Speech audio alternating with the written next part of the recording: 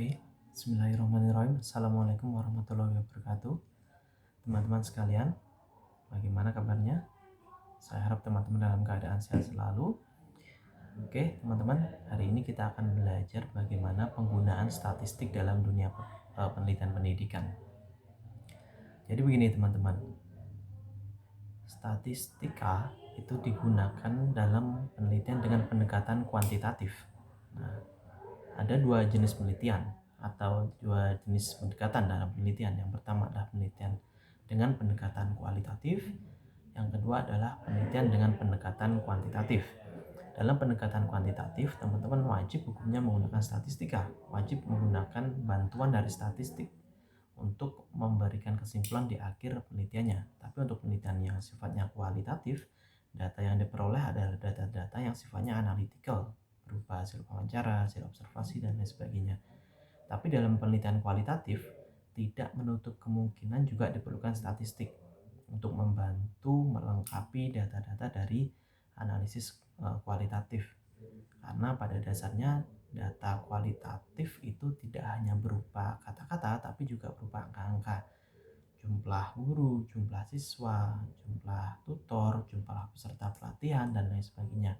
Itu data-data yang sifatnya mungkin hanya sekedar deskriptif, tapi dalam penelitian kualitatif itu bisa sangat memberikan dampak atau memberikan kelengkapan. Nah, kemudian untuk penelitian yang dengan pendekatan kuantitatif itu wajib hukumnya menggunakan statistik.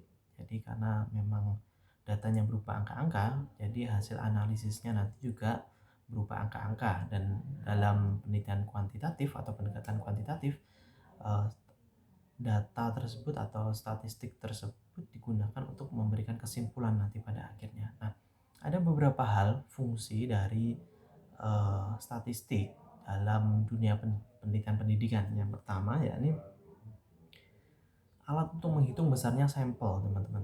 Jadi ketika teman-teman menggunakan pendekatan kuantitatif, dengan keterbatasan teman-teman tidak bisa mengambil seluruh populasi, maka diperlukan menarik sampel. Jadi misalkan 100 orang, teman-teman tidak memiliki daya dan upaya atau kesempatan untuk menggali data dari 100 orang, teman-teman bisa menggunakan teknik sampling. Bahkan itu tekniknya bermacam-macam ya, ada cluster, ada stratified, ada random, dan lain sebagainya. Nanti teman-teman bisa belajar lebih banyak ketika materi-materi tersebut. Nah, dalam statistik itu membantu teman-teman untuk menentukan jumlah sampel.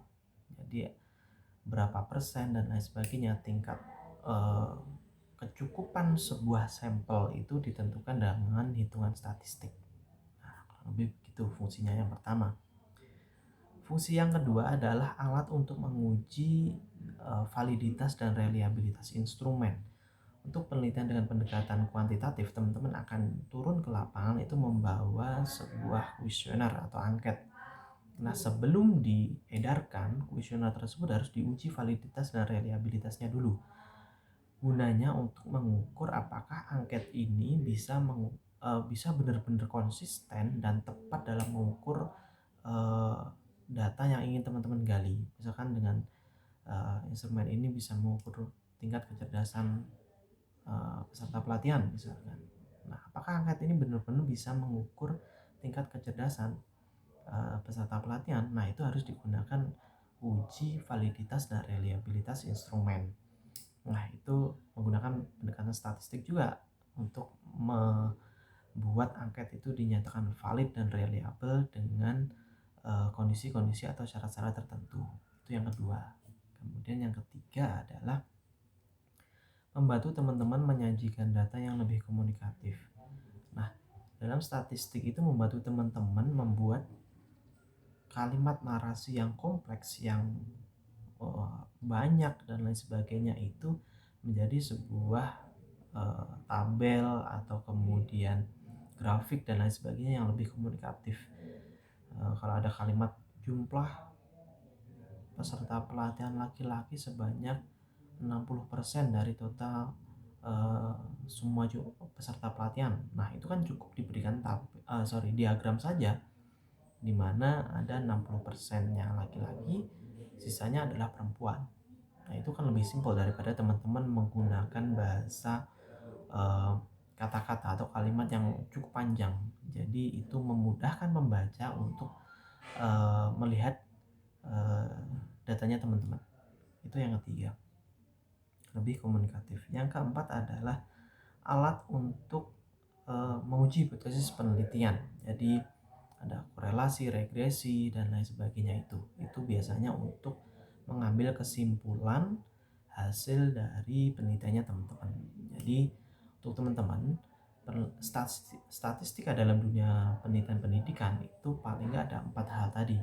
Yang pertama digunakan untuk penentuan jumlah sampel, yang kedua adalah uji validitas dan reliabilitas, yang ketiga supaya tampilannya lebih komunikatif, yang keempat adalah untuk uji hipotesis.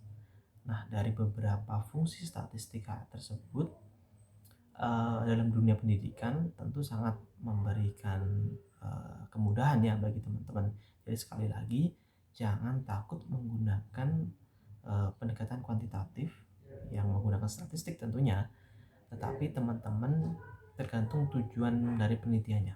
Kalau perlu menggunakan pendekatan kuantitatif, tentu teman-teman harus menggunakan statistik. Tetapi kalau teman-teman sekiranya tujuan penelitiannya adalah penelitian yang bisa lebih tepat dianalisis dengan menggunakan pendekatan kualitatif, tentu teman-teman juga bisa memilih penelitian dengan pendekatan kualitatif.